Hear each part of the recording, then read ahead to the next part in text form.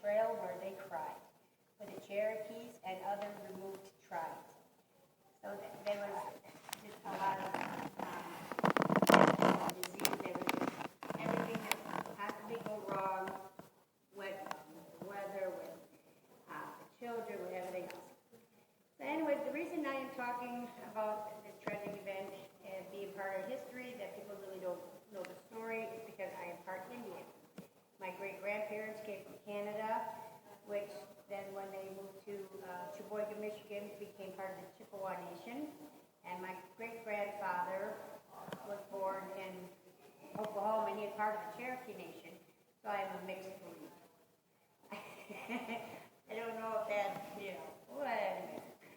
This hits close to home with what has happened in the past, knowing my ancestors may have probably set out on the trail. I don't know for sure, but so anyway, the summary of my speech is Cherokee Nation, Chippewa Nation, Trail of Tears, and the ancestry. My first point: the Cherokee Nation has been around since the 1500s, and the first contact with Europeans was late 1540. A Spanish expedition led by Hernando de Soto passed through the territory, and then the second Spanish expedition came through the territory in 1567, where they had received the name Cherokee. My second main point is in 1830 there were a total of 5 tribes. 1831, the Choctaws. 1832, the Seminoles. 1834, the Creek. 1837, the Chickasaw. And 1838, the Cherokee. Andrew Jackson was in support of the removal. When Andrew Jackson and Martin Van Buren became presidents, it was President Andrew Jackson, who had enacted the Removal Tribal Act, which sent them on the Trail of Tears. He was the one who actually signed the paper to get the nation removed. It was called the Indian Removal Act of 1830.